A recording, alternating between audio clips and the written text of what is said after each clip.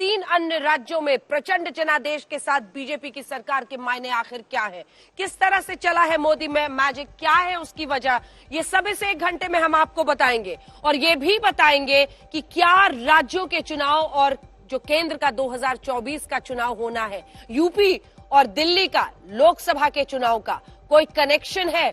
जी हाँ, बड़ी खबर के साथ हम बुलेटिन की शुरुआत कर रहे हैं और ये भी आपको अब हम बताने वाले हैं कि कितनी सीटें, कौन आगे बढ़ा, कौन पीछे घटा। आइए आपको लिए चलते हैं, क्योंकि इस बार के विधानसभा चुनाव में जो नतीजे आए हैं, दोनों के ही वोट परसेंट में इजाफा हुआ है। 2% वोट परसेंट बढ़ा है बीजेपी का, तो 11% समाजवादी पार्टी का। आइए शुरुआत करते हैं, ये आंकड़े आपको बताते हैं। 273 सीटें, ये 125 समाजवादी पार्टी। उत्तर प्रदेश में ये 403 पर नतीजे -52 सीट्स का है। वहीं 1 सीट आप देख रहे हैं बीएसपी को जाती हुई दिखाई दे रही है। कुल मिलाकर बड़ी तस्वीर ये है कि भारतीय जनता पार्टी ने जो जीत इस बार हासिल की है, उसमें क्या मोदी का मैजिक चला है या मोदी डायरेक्शन दे रहे थे, एक्शन योगी का चला है। उसके बाद हम आपको वोट परसेंटेज बता रहे हैं। 41.3 जो कि पिछली बार से 2% ज्यादा है। वहीं 11% के आसपास समाजवादी पार्टी को ज्यादा वोट मिला है, 12.9% बीएसपी को, और कांग्रेस का आप देख ही रहे हैं। तो कुल मिलाकर बड़ी तस्वीर एक बार फिर से यही दिखाई देती है कि उत्तर प्रदेश में बीजेपी का चला है जोर। एंटी इनकम्बेंसी को बीट करते हुए, तमाम रिकॉर्ड्स को 30 साल के तोड़ते हुए बीजेपी की फिर से वहां पर बन गई है सरकार। अब जल्दी से आपको दिखा देते हैं उत्तर प्रदेश की बड़ी बातें जो इस बार दिखाई दे रही हैं कि आखिर यूपी की बड़ी बातें क्या है। तो यूपी मोदी मैजिक ने जातियों की राजनीति का तिलिस्म तोड़ा है। सबसे बड़ी बात यही है, क्योंकि जात पर वोट होता तो समाजवादी पार्टी को इसका फायदा हो सकता था। मुफ्त राशन और सुशासन ने लिखी जीत की पटकथा, जिसे शासन प्रशासन कहा जा रहा है। इस बार संविधान लागू होने के बाद किसी सीएम की लगातार दूसरी बार पारी उत्तर प्रदेश में नहीं हुई है। ये योगी आदित्यनाथ ने एक बड़ा रिकॉर्ड बनाया है। दोबारा 2/3 बहुमत के साथ सत्ताधारी दल की वापसी नहीं हुई है। ये भी एक बड़ी उपलब्धि है। 37 साल बाद जो सत्ताधारी दल है उसका दोबारा लौटना, ये एक बहुत बड़ा रिकॉर्ड है। मतलब बहुत सारे रिकॉर्ड है जो दरअसल इस बार बनाए गए हैं उत्तर प्रदेश के इस चुनावी नतीजों में। तो जो 5 बड़ी बातें थी वो हमने आपको बता दी है। छठी है, 23 जिलों में बीजेपी का क्लीन स्वीप है। 23 डिस्ट्रिक्ट्स 23 जिलों में। सबसे बड़ा किसान आंदोलन 3 जिलों में सिमटा, बहुत असर नहीं हुआ। लखीमपुर खीरी में क्लीन स्वीप कर लिया बीजेपी ने। आप सोचिए, मोदी योगी सरकार की नीतियों पर जनता की मुहर लग गई है। दोनों की ही नीतियों पर 2024 में बीजेपी की दावेदारी को इससे बल मिलेगा, ताकत मिलेगा। प्रधानमंत्री ने पहले इसका ऐलान कर दिया है। राज्यसभा में ताकत बढ़ेगी। राष्ट्रपति चुनाव भी बीजेपी के लिए आसान हो जाएगा। यूपी में योगी के नाम पर बीजेपी को स्वीकार्य नेता मिल गया है। अब आइए आपको अपनी ये रिपोर्ट दिखाते हैं, जिसके बाद हम चर्चा की शुरुआत करेंगे। क्योंकि प्रधानमंत्री नरेंद्र मोदी का मैजिक, एक तरफ उनका ब्रांड मोदी, तो दूसरी तरफ फायर ब्रांड योगी, और कैसे ये MY की जोड़ी ने कर दिया है यूपी में धमाल।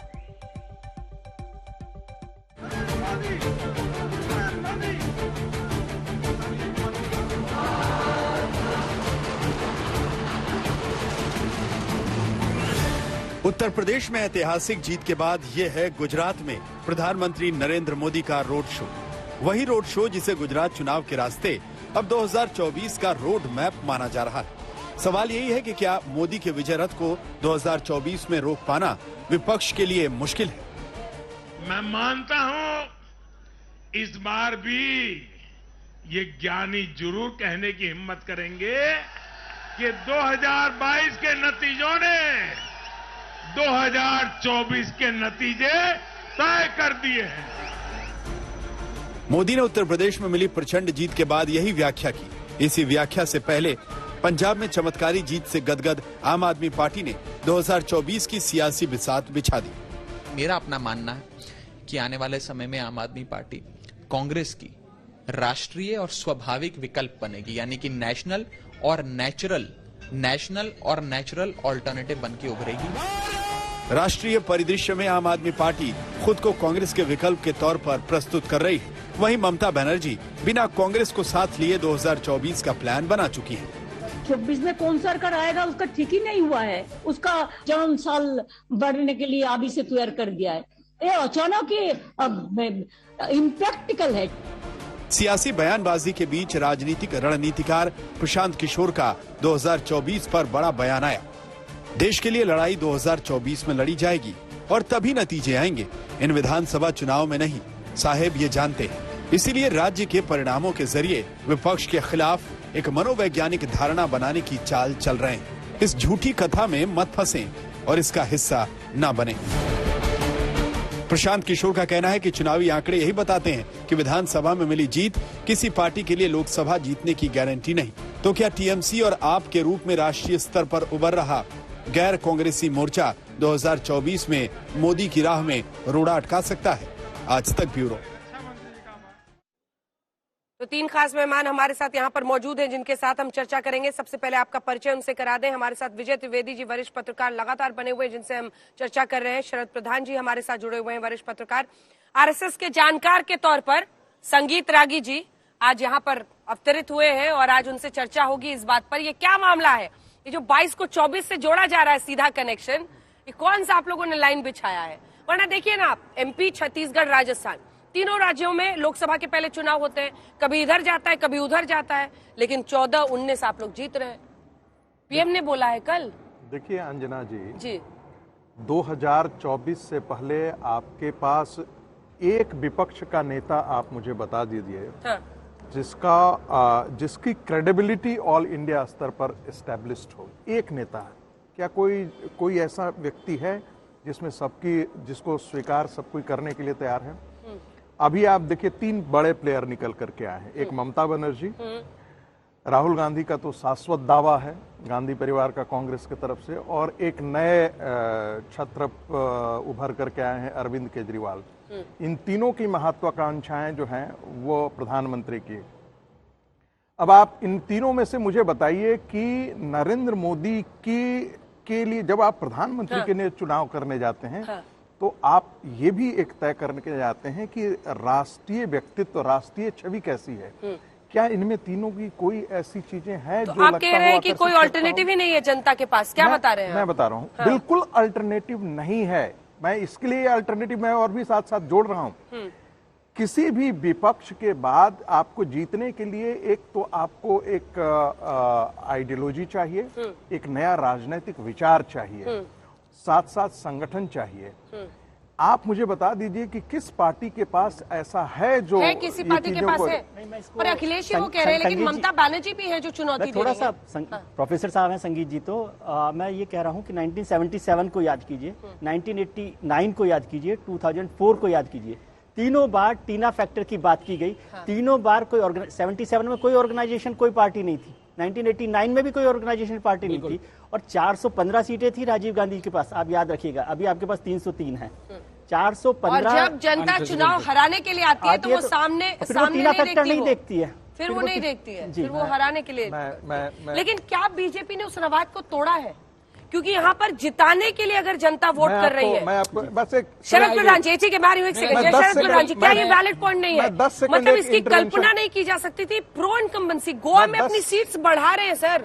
उत्तराखंड में आप देखिए एंटी इनकम्बेंसी, जो कि 5-5 साल पर हमेशा सरकार बदलती थी। नवीन पटनायक इतनी बार 3 बार मुख्यमंत्री रह लिए, शीला दीक्षित दिल्ली में 3 बार। कोई ऐसी पहली बार नहीं हो रहा कि सरकारें दोहराई जा रही हूँ। ठीक है, ऐसा हो रहा है कि हिंदुस्तान में तो इतनी सारी ममता बनर्जी ने वहां पर कमाल किया।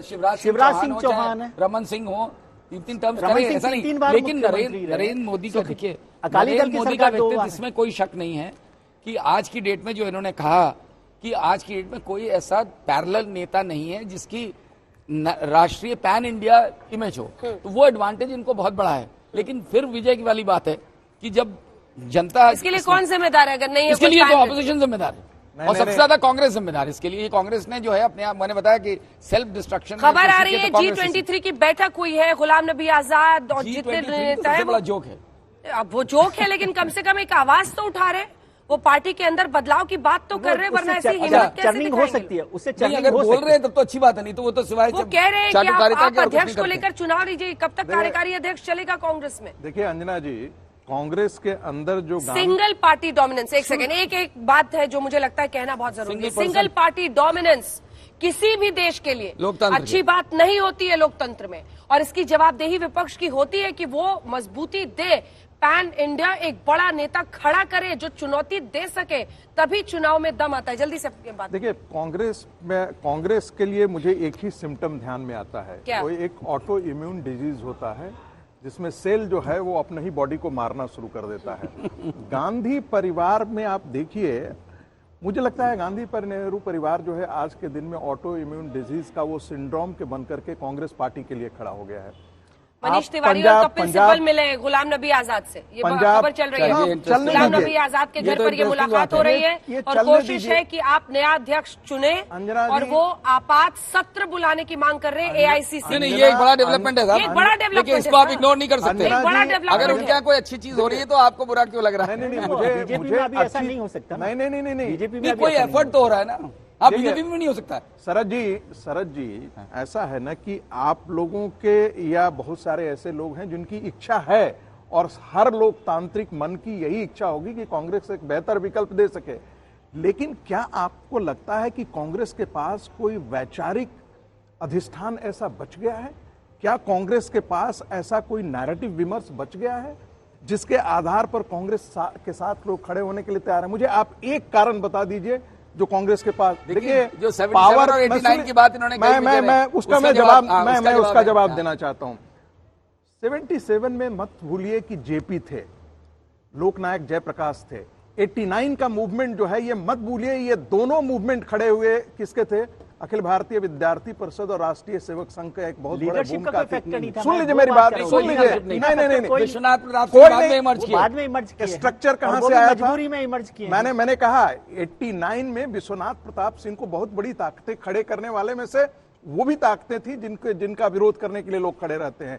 और उस समय विश्वनाथ प्रताप सिंह की छवि एक राष्ट्रीय नेता के तौर पे, आज आपके पास कौन सा ऐसा चेहरा है जिसके बाद में हुआ था? वो बाद में हुआ था, आप भूल रहे हैं 1989। चलिए ठीक है, देखिए एक्सपर्ट्स जब मिलते हैं और वो भी 5 राज्यों के नतीजे आए होते हैं तो 10 बातें होती है जिन पर वो आपस में भिड़ सकते हैं। ये चर्चा जारी रहेगी, लेकिन बड़ी खबर हम आपको बता रहे हैं, क्योंकि एक तरफ कल सुबह 10:30 बजे 5 राज्यों में शर्मनाक प्रदर्शन के बाद कांग्रेस में खलबली हुई है, और फिलहाल जो खबर आ रही है उसके मुताबिक गुलाम नबी आजाद के घर पर G23 नेताओं ने आपात बैठक बुलाने की मांग की है।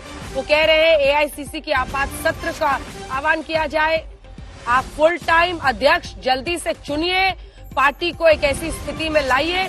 कांग्रेस ने नया अध्यक्ष जल्द चुनने की मांग तेज हो रही है। गुलाम नबी आजाद, मनीष तिवारी, कपिल सिब्बल जो कि लगातार इस आवाज को बुलंद कर रहे हैं, वो एक बार फिर से फोरफ्रंट पे आए हैं। आपको बता दें, राज्यपाल से मिलकर सरकार बनाने का दावा इधर भगवंत मान भी कल सुबह 10:30 बजे करने वाले हैं। एक के बाद एक बड़ी खबरें इस वक्त आ रही हैं। राज्यपाल से मिलकर सरकार बनाने का वो दावा करेंगे। आज राज्यपाल के सामने जाकर योगी आदित्यनाथ ने, उत्तर प्रदेश के मुख्यमंत्री ने इस्तीफा सौंपा है, और अब वो भी दावा पेश करेंगे। हालांकि कब स्वेरिंग इन होगा इसके लिए थोड़ा सा इंतजार करना होगा अभी, लेकिन बड़ी बैठक, कम से कम 5 राज्यों में शर्मनाक प्रदर्शन के बाद कांग्रेस में ऐसे कुछ नेता हैं जिन्हें चिंता है, और वो इस चिंता की वजह से कुछ एक्शन की तैयारी में है। वो ये कह रहे हैं कि आप एआईसीसी के आपात सत्र को बुलाइए और जल्दी से जल्दी एक फुल टाइम अध्यक्ष चुनिए जो कि फैसले ले और पार्टी को आगे कामकाज में ले जाए। ये बैठक चल रही है, इस पर खबर हम आपको दिखाते रहेंगे। आगे हम आपको दिखाएंगे कि कैसे ये चुनाव, योगी आदित्यनाथ फायर ब्रांड नेता माने जाते थे, एक सांसद के भी तौर पर उनके भाषणों को लोग सुनते थे, क्या वो कहते थे, कई बार उन पर कट्टर होने का भी आरोप लगता था, लेकिन इन सब के बीच मुख्यमंत्री के उनके कामकाज पर कैसे ये रिजल्ट बहुत बड़ा मेमोरेंडम है। यूपी में जीत का चौका जो हम कह रहे हैं वो हम आपको दिखा रहे हैं। 2014 लोकसभा, 2017 विधानसभा, 2019 लोकसभा और 2022 का विधानसभा, ये मोदी युग में यूपी का प्रदर्शन है। 2014 में मोदी के आने के बाद आप देख रहे हैं 71 और 62 सीटें लोकसभा में भी आई थी, और ये मोदी युग का बीजेपी का उत्तर प्रदेश में प्रदर्शन था जो आप देख रहे थे। लेकिन अब बात योगी आदित्यनाथ की, आइए आपको दिखाते हैं। सबसे बड़ा इम्तिहान, सबसे बड़ी अग्नि परीक्षा तो ये योगी आदित्यनाथ के लिए थी, क्योंकि उनके चेहरे पर पिछले चुनाव नहीं हुए थे। पिछली बार सिर्फ प्रधानमंत्री नरेंद्र मोदी के चेहरे पर यूपी में चुनाव हुए थे, लेकिन इस बार योगी आदित्यनाथ सीएम उम्मीदवार घोषित किए गए थे और इसी के साथ एक बड़ी टक्कर का सामना उन्हें करना था, क्योंकि अखिलेश यादव भी कड़ी टक्कर दे रहे थे। 5 साल सत्ता में रहने के बाद दोबारा उन्हें चुनावों का सामना करना था। उनकी नीतियां दांव पर थी, उनके फैसले दांव पर थे, उनका काम दांव पर था। लेकिन योगी आदित्यनाथ ने 350 सीटें लाकर इस इम्तिहान में अच्छे नंबर पा लिए।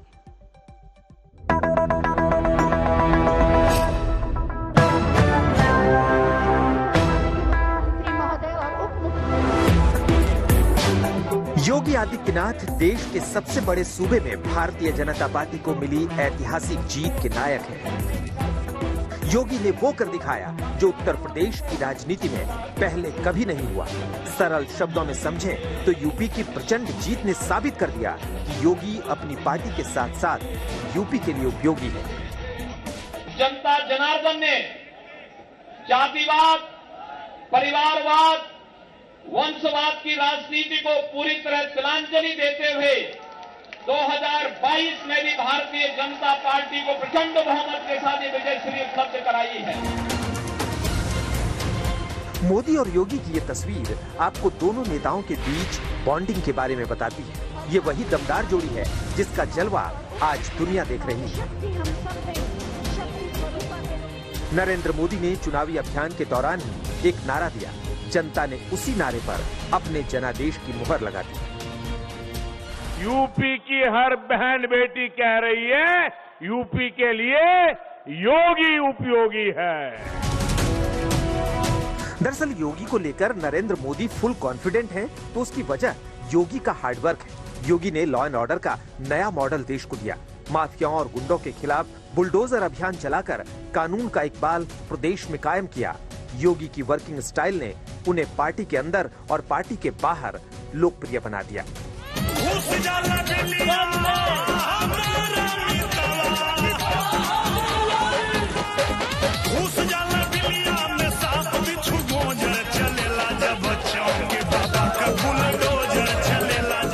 आज तक ब्यूरो।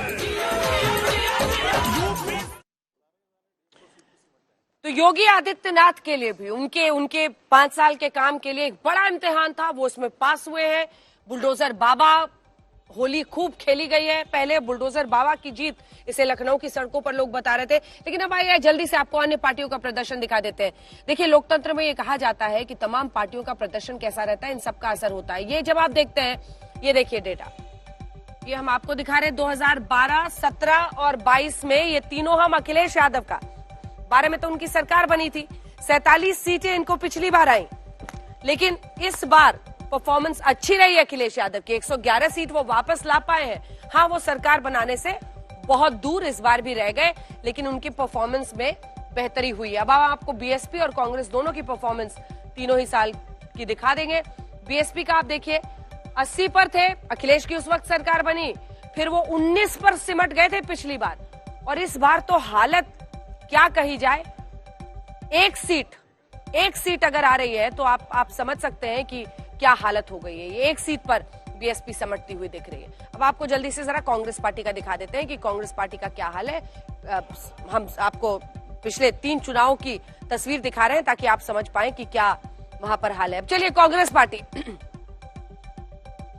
पार्टी का हम आपको दिखा रहे हैं कि वो 2 सीटों पर इस बार सिमट गई है। उत्तर प्रदेश में उनका गिरता हुआ ग्राफ, इस बार हमने थोड़ा सा एक्सेप्शन किया है। हम 1985 से लेकर इस बार से कंपेयर कर रहे हैं कि जो एक वक्त पर 269 पर थी कांग्रेस पार्टी, वो अब 2 पर सिमट गई है और पतन के कगार पर है। तभी G23 में इतनी खलबली है इस वक्त, और वो सोच रहे हैं कि हम किसी तरह से एक अध्यक्ष फुल टाइम चुने, कोई फैसले लेने वाला। अक्सर देखिए, तो हर ऑर्गेनाइजेशन में होता है, लेकिन फैसले लेने वाला एक व्यक्ति चाहिए होता है जो फैसले ले, वहीं पर जाकर पूरा मामला अटकता है। और परेशानियों की शुरुआत होती है और ये शायद सबसे बड़ी चुनौती इस वक्त उनके लिए बनी हुई है। जल्दी से एक एक कमेंट कांग्रेस पार्टी के इस हाल पर, कौन जिम्मेदार है? ये चुनाव नतीजे जो है ना वो ये बता रहे हैं कि स्ट्रांग लीडरशिप ही किसी भी पार्टी को आगे बढ़ा सकती है। कांग्रेस पे सबसे बड़ी कमजोरी है कि लीडरशिप नहीं है। अखिलेश भी स्ट्रांग लीडरशिप से जीते, बीजेपी भी नरेंद्र मोदी जो है वहां पर जीती है तो वो नरेंद्र मोदी की वजह से, और आम आदमी पार्टी भी अरविंद केजरीवाल की स्ट्रांग लीडरशिप से। कांग्रेस अभी तक लीडर तलाश रही है 2 साल से और मुझे ये लग रहा है G23 में भी आकर क्या करते हैं, जब AICC की बैठक होती है तो फिर कहते हैं हमें गांधी परिवार से कोई परेशानी नहीं है, लेकिन इनको तय कर दे, वहां से निकल नहीं रहे। पिछले 2 साल से ये एक्सरसाइज हम लगातार देख रहे हैं, हर बार आज ये मीटिंग हो रही है, इसके बाद क्या तय करेंगे? तो क्या करें वो सर? लीडर इंट्रोड्यूस करें पार्टी में रहते हुए वो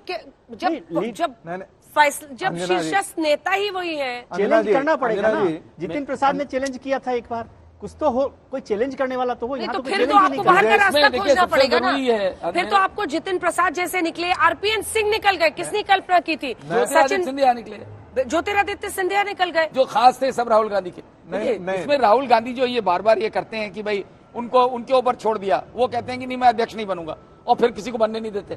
तो राहुल गांधी को जब तक ये नहीं दिखलाएंगे कि वो स्वयं उनका और उनकी माता जी या यहाँ पर नहीं वो खुद आते और इलेक्शन करवाएं। प्रियंका गांधी का मैजिक भी फेल हो गया ना, इलेक्शन उनको खुद करवाना पड़ेगा। प्रियंका गांधी का मैजिक भी फेल हो गया, जिसको हम लोग एक दूसरा पर्सपेक्टिव देख लीजिए। ये जो बंद मुट्ठी लाख अब वो खुल गई। ये जो G23 है, इसके कौन सा ऐसा नेता इसमें है जो कि ग्रास रूट लेवल से जुड़ा हुआ है? एक अपना चुनाव जीत जाएं वही काफी है। कल तक ये सारे कांग्रेस के अध्यक्षा के दया कृपा पर जीने वाले लोग हैं। ऐसी स्थिति में जब तक ग्रासरूट का लीडर आकर के गांधी परिवार को चैलेंज नहीं करता है तब तक कांग्रेस में कोई परिवर्तन नहीं है। संजय झा जो कि प्रवक्ता भी थे और अब उनको शांत कर दिया गया है, वो सचिन पायलट में ऐसी नेतृत्व क्षमता देख रहे हैं। बिल्कुल कह रहे हैं कि सचिन पायलट को अगर आगे किया जाए तो वो ले सकते हैं। जमीन पर काम भी करते हैं, जमीन पर उनकी लोकप्रियता भी है और वो संगठन का काम भी जानते हैं। मैं उसी बात की तरफ इशारा कर रहा हूँ। सचिन पायलट आपके फेवरेट हो गए? नहीं, मेरा कोई फेवरेट नहीं। मैं तो एक पॉलिटिकल एनालिस्ट के तौर पर कह रहा हूँ कि जब तक ग्रासरूट लीडर, मास लीडर कोई आकर के गांधी परिवार को चैलेंज करके और नेतृत्व खड़ा नहीं करता है, और ये आपको हर जगह करना पड़ेगा, तब तक कांग्रेस, यदि आप चाहते हैं कि हाई कमांड सिस्टम जो इस पार्टी में आया वो पूरे पॉलिटिकल प्रोसेस। हम अखिलेश के भी आंकड़े दिखा रहे थे। अखिलेश पर जल्दी से एक कमेंट ले लेते हैं। अखिलेश ने क्या सही किया और कहां पर वो चूक गए? एक लाइन। अखिलेश ने एक अच्छा काम किया था कि लड़ाई को बाइपोलर बना दिया, लेकिन वो चूके इसलिए क्योंकि मैं समझता हूँ 5 साल की हार्डवर्क बीजेपी का वो 4.5 महीने के हार्डवर्क के अखिलेश से नहीं चल सकता था, और वो कुछ और कॉम्बिनेशन बना लेते तो शायद बड़ा फायदा हो सकता था। देखिए, अखिलेश यादव ने जो शुरू में तो मुझे लगता है कि बिल्कुल धराशायी थे, निकलते नहीं थे, उनको किसी प्रकार का डर था, बहुत लेट निकले। अखिलेश यादव को चाहिए था कि जो 4 साल उन्होंने गवाए, जिसमें उन्होंने कुछ भी पार्टी इसके अगेंस्ट नहीं किया, यहाँ तक कि प्रियंका गांधी ऐसा लगता था कि वो ज्यादा मेहनत कर रही हैं अखिलेश यादव से। लेकिन बिल्कुल लखीमपुर खीरी, जितने भी वो आगरा भी गई, वो वहाँ मिर्जापुर में जो सोनभद्र में जो हुआ था कांड, वो जो तमाम लोग मार दिए। लेकिन फिर जाने और एक्टिव होने से वोट कहाँ मिलता है? वो भी लेट नहीं करेगी, लेकिन यू कैन नॉट डिस्क्रेडिट की, डिसमिस की भाई कुछ नहीं किया। अखिलेश ने बहुत लेट आए। अखिलेश तो तब जागे जब उनको रिस्पांस मिलने लगा अपने आप, और वो रिस्पांस शायद इसलिए मिल रहा था क्योंकि यूथ जो बड़ा नाराज था अनएम्प्लॉयमेंट की वजह से, उनकी आपने सबने देखा, हम लोगों ने भी देखा कि मीटिंग्स में जिस तरह अखिलेश के जिस तरह से क्राउड्स आ रहे थे वो अनबिलीवेबल था। मेरा ख्याल अखिलेश के लिए खुद, और उसके बाद अखिलेश को जोश आया। तो अखिलेश को अभी रियलाइजेशन होना चाहिए कि आज की डेट में अगर वो चाहते हैं कि 2024 में कुछ करें और उसके बाद अपनी आप पोजीशन बनाएं 27 के लिए, तो आज से उनको सड़क पे उतरना पड़ेगा। ये घर के अंदर बैठ के 5 स्टार कल्चर से नहीं चलेगा। ठीक है, जल्दी से कमेंट आपका, उसके बाद अगले रिपोर्ट पे जाएंगे। अंजना जी, पिछली बार जब चुनाव 2017 का था तो बीएसपी को 21% वोट मिला था, और उस समय जो मुस्लिम वोट थे उत्तर प्रदेश के अंदर, वो बीएसपी के अंदर और एसपी दोनों के अंदर डिवाइडेड थे। इस बार बीएसपी का मुस्लिम वोट बैंक कंप्लीटली छिटक करके समाजवादी पार्टी के साथ आया है।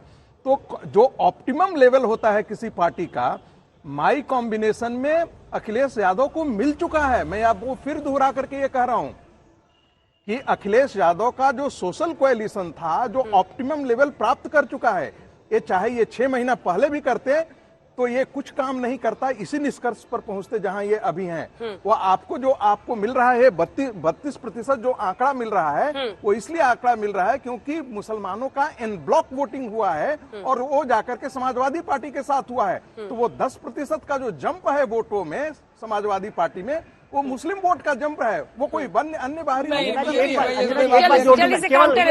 प्रोफेसर साहब के लिए एक बात जोड़ दूं, वो कांग्रेस के हाई कमान कल्चर को बहुत क्रिटिसाइज कर रहे हैं, वो ठीक है, लेकिन उसी को अडॉप्ट कर रहे हैं।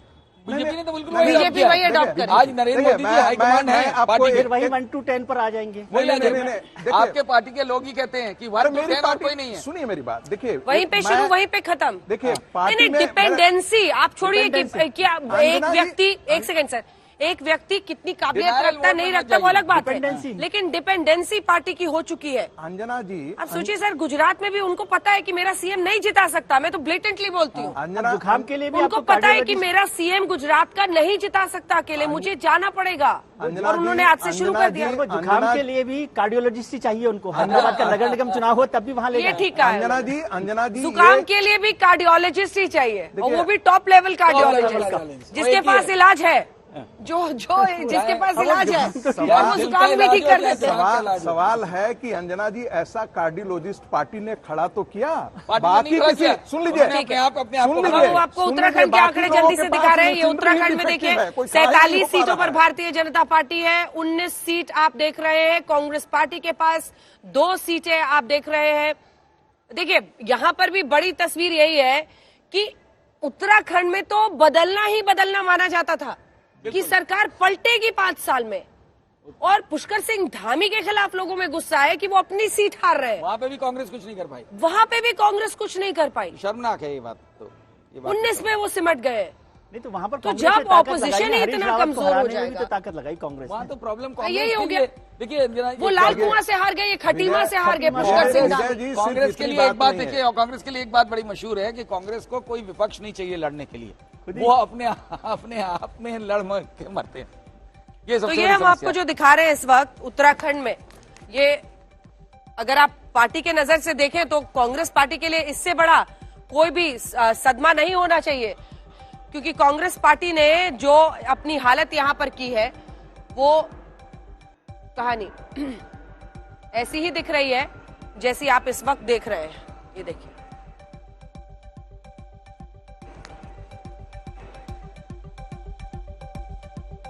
फोर्टी सेवन पर बीजेपी है, कांग्रेस 19 पर है, 2 पर आप देख रहे हैं पीएसपी को, और 2 पर ही आप देख रहे हैं इनको। तो कुल मिलाकर ये उत्तराखंड का भी मामला कुछ इस तरह का बन गया है बीजेपी के लिए, जिसमें यहां पर भी वो सरकार बना ले रहे हैं, लेकिन उसकी वजह जो बताई जाएगी वो यही बताई जाएगी कि यहां पर भी उनकी सरकार प्रधानमंत्री नरेंद्र मोदी के ही चेहरे पर एक तरह से वो जीत पाए हैं, वरना धामी अपनी सीट ही नहीं हार जाते।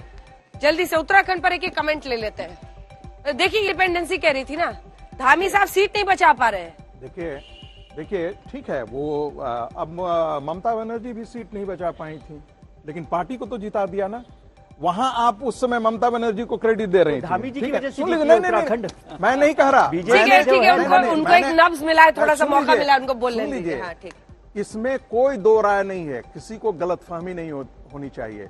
Narendra Modi factor is the single factor which is panelling the BJP towards the victory. इसमें किसी को गलतफहमी नहीं होनी चाहिए, चाहे वो उत्तर प्रदेश का चुनाव हो, चाहे वो गोवा का चुनाव हो, लेकिन नरेंद्र मोदी के साथ साथ, नरेंद्र मोदी जी के साथ साथ अमित शाह भी हैं, जेपी नड्डा भी हैं, धर्मेंद्र प्रधान जी भी हैं, एक पूरी टीम काम कर रही है, एक पूरी टीम काम कर रही है। ठीक है, चलिए इस वक्त एक ऐसा चेहरा हमारे साथ आज तक पर जुड़ रही है, एक सेकेंड, एक ऐसा चेहरा जुड़ रही है जिनका खास परिचय देना जरूरी है, क्योंकि आप इनको एक समाजवादी पार्टी, एक समाजवादी परिवार से जुड़ा हुआ जानते हैं, लेकिन हाल ही के दिनों में छोटी बहू योगी आदित्यनाथ की तरफ चली गई, खूब बवाल हुआ, लेकिन शुभकामनाएं दे दी फिर अखिलेश यादव ने। और आज अपर्णा यादव इस वक्त लाइव हमारे साथ आज तक पर जुड़ी है। अपर्णा जी, स्वागत है आपका आज तक पर। आपको किस तरह से डिस्क्राइब किया जाए?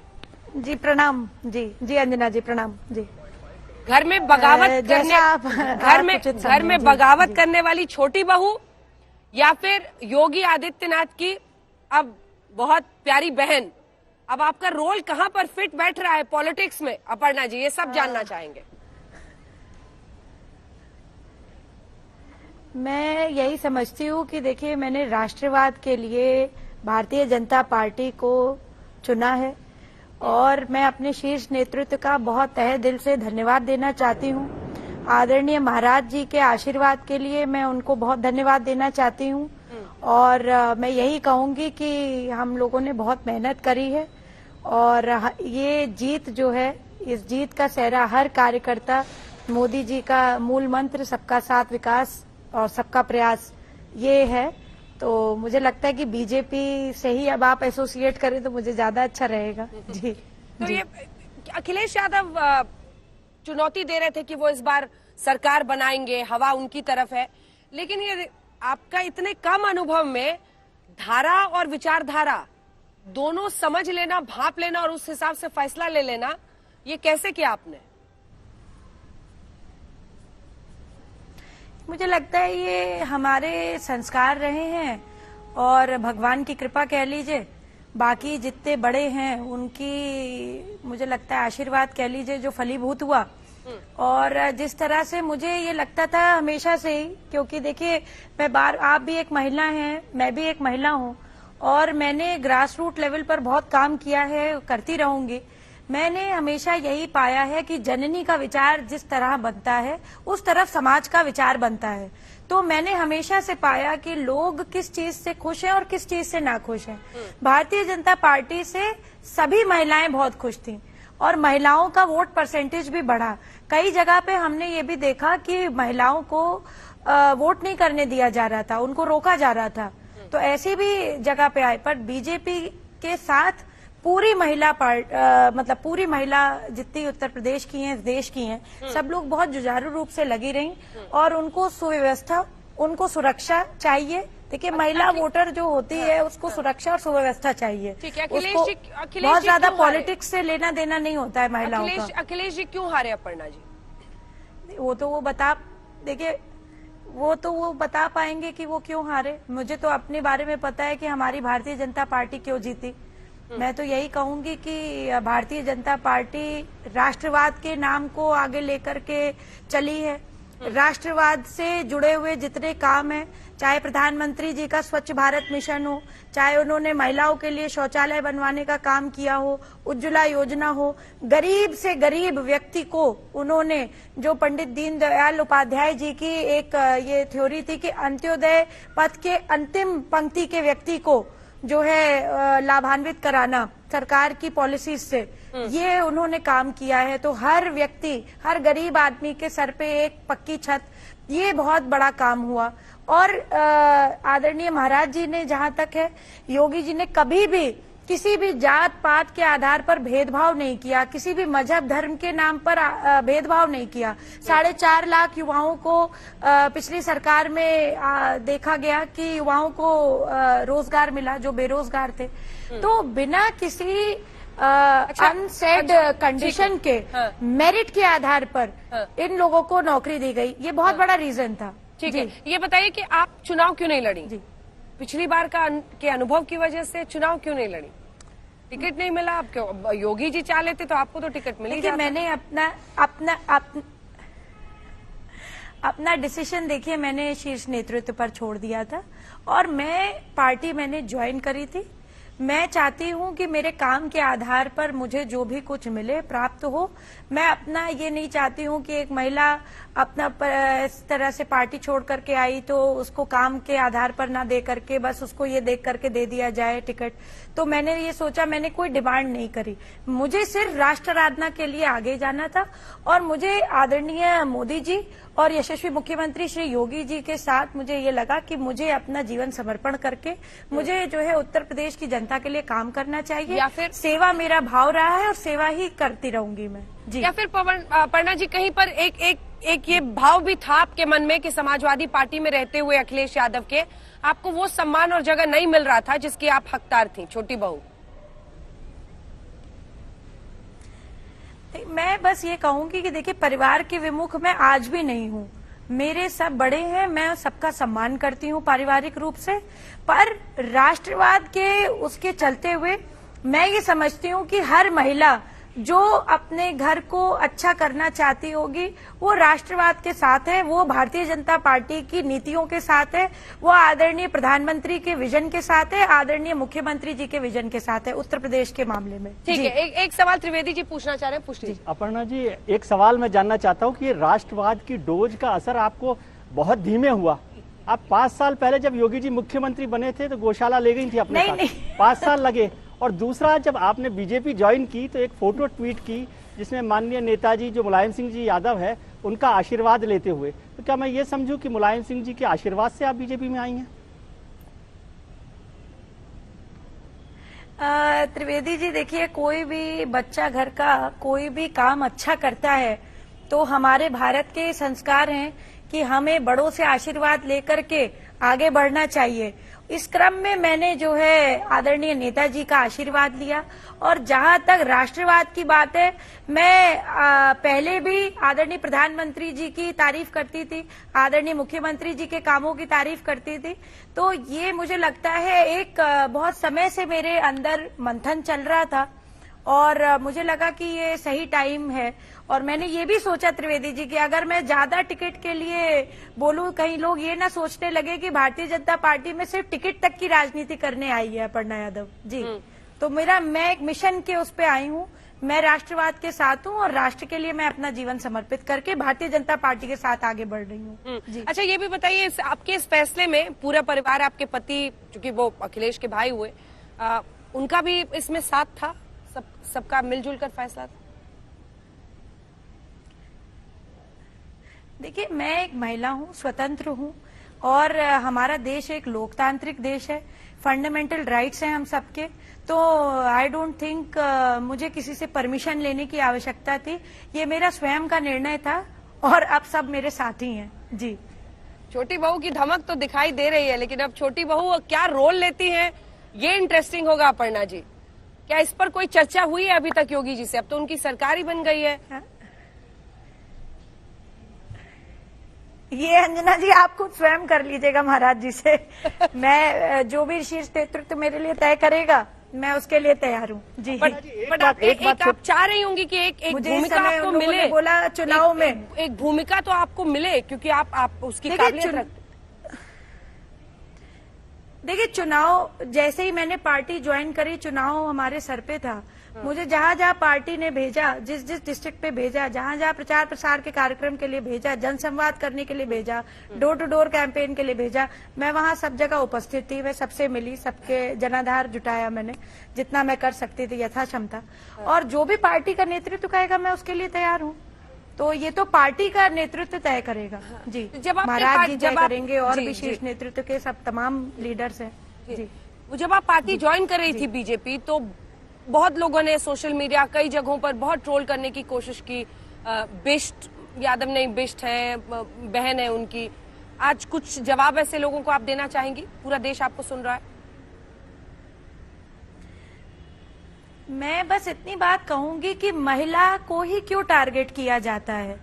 और मुझे लगता है कि मैंने अपना ये निर्णय लेकर के एक एग्जाम्पल भी सेट करा है उन सारी युवतियों के लिए, उन सारी बहनों के लिए, माताओं के लिए, जो कहीं ना कहीं ये सोच करके रह जाती हैं कि अगर हम ये डिसीजन लेंगे तो उसका क्या परिणाम निकलेंगे।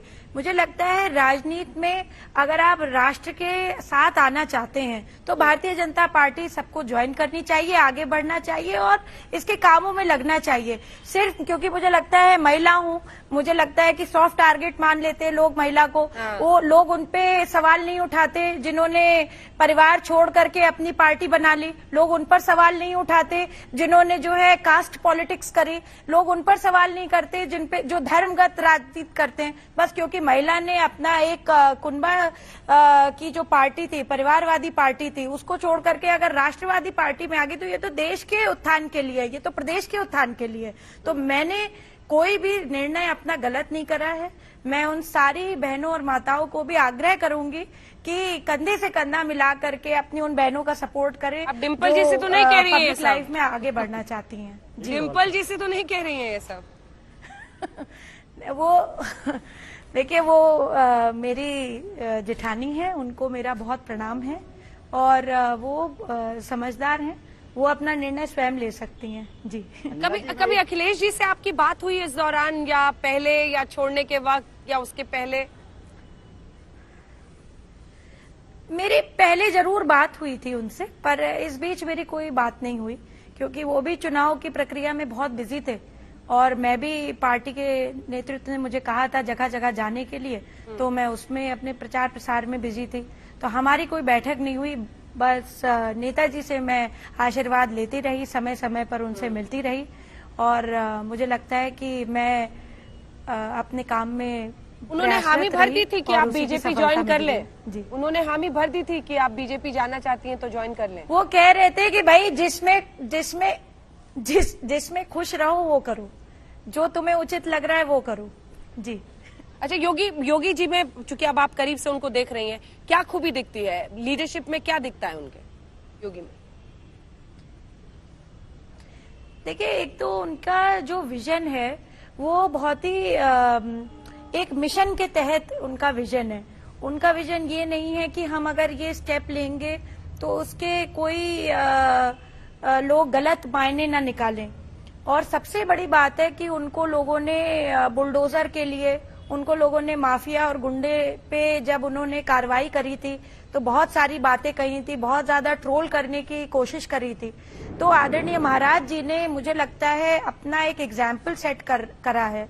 और मैं तो यही कहूंगी, महाभारत की ये और गीता का ये श्री कृष्ण भगवान ने भी कहा है कि परित्राणाय साधु नाम विनाशकाय च दुष्कृताम धर्म संस्थापनार्थाय संभवानी युगे युगे। तो एक साधु के रूप में, एक सन्यासी के रूप में जिस तरह से उन्होंने जो है पूरे प्रदेश का ख्याल रखा है, प्रदेश को भयमुक्त किया है, गुंडा मुक्त किया है, तो मुझे लगता है कि आगे भी वो बहुत जनहित के कार्य करते रहेंगे। युगे युगे तो बाद में होगा, सरकार में शामिल बहुत होंगे या नहीं? बड़ा व्यक्तित्व का उनका वो है। सरकार में शामिल होंगे या नहीं, एक बार लास्ट बार पूछ रही हूँ आपसे। ये आप शीर्ष नेतृत्व से पूछिए। चले, ठीक है, जल्दी शीर्ष नेतृत्व से पूछिए। ये मैं सवाल नहीं पूछ रहा, मैं केवल एक बात कर रहा हूँ कि हिंदी में कहा जाता है ताकि सनद रहे, तो बीजेपी की पॉलिटिकल हिस्ट्री रिमाइंड करा रहा हूँ कि देश की सबसे बड़ी पॉलिटिकल पार्टी कांग्रेस की फैमिली को डिवाइड करके मेनका गांधी और वरुण गांधी को ले आई थी बीजेपी। आज कहाँ है वो, आप थोड़ा सा याद रखिएगा। लेकिन ठीक है, अपर्णा यादव कह रही है कि वो एक सशक्त महिला है, अपने फैसले खुद लेती हैं, और कई बार एक्सपर्ट समझते हैं कि वो किसी को सुझाव और समझा सकते हैं, लेकिन शायद इतना विवेक हर व्यक्ति में होता है जो अपने बारे में फैसला लेता है, ये अच्छी बात है। लेकिन जल्दी से अपर्णा जी एक कमेंट कर रहे हैं। अपर्णा जी एक कमेंट इस पर आप करना चाहेंगे? अपना फैसला आप खुद लेती हैं, ऐसा आपने अच्छी तरह से मुझे भी समझा दिया है, और सशक्त होकर ही महिला को भी राजनीति में अपनी जगह खुद बनानी पड़ती है, और ये चुनौती आप स्वीकार रही हैं। Aparna ji, last comment. देखिए, मैं ये समझती हूँ कि महिला सशक्त है, और सशक्तिकरण का जो हमारा ये एक चर्चा का विषय बना रहता है कि महिला सशक्तिकरण है। 8 मार्च को हम इंटरनेशनल वुमेन्स डे बनाते हैं, पर हम जब भी बोल्ड फैसले लेते हैं, जब भी हम अपने परिवार से हटकर के फैसले लेते हैं, तो महिला को क्वेश्चन करा जाता है। जब यहाँ इस समाज ने, मुझे लगता है, सीता जैसी माता को नहीं छोड़ा, देवी तुल्य थी वो, उनको उन पे सवाल कर दिए, तो मैं तो अपर्णा यादव हूँ, तो मुझ पे तो चलिए ठीक है अगर समाज ये सवाल कर रहा है, मगर मैं बस यही कहूंगी कि मैंने कोई काम गलत नहीं किया। मैं राष्ट्र के साथ हूँ, राष्ट्र के साथ रहने में कोई गड़बड़ी नहीं है, और मुझे अपने प्रधानमंत्री के विजन पर बहुत भरोसा है। जो उनका विजन है, सबका साथ, सबका विकास, सबका विश्वास, इस बात पे मैं बिल्कुल आई अधेयर टू इट। और मैं समझती हूँ कि महाराज जी ने इसको आत्मसात किया, इस मूल मंत्र को। एक आखिरी सवाल मन में आ गया, जल्दी से इसका जवाब दे दीजिए, टाइम खत्म हो गया है। प्रभावित हूँ। ठीक है, ठीक है, वो तो दिख रहा है। गुंडागर्दी का आरोप बीजेपी लगातार समाजवादी पार्टी पर लगाती रही, आपने ऐसा कुछ देखा था? जी, देखिए, कितने सारे जो मुकदमे वाले लोगों को पार्टी ने टिकट दिया। देखिए, ये तो गलत बात है। एज अ महिला मैं इस चीज को पे जरूर बोलूंगी कि गुंडों को टिकट देना, उनको चुनाव लड़वाना, ये बहुत मुझे नहीं लगता कि समाज में अब गुंडों की कोई जगह है। और ऐसे लोगों पे जिनके उस पे आचरण पे दाग है, उनको जो है पब्लिक लाइफ में आने का कोई वो नहीं है। They should be in jail. जी, ठीक है, बहुत बहुत धन्यवाद आपका अपर्णा जी।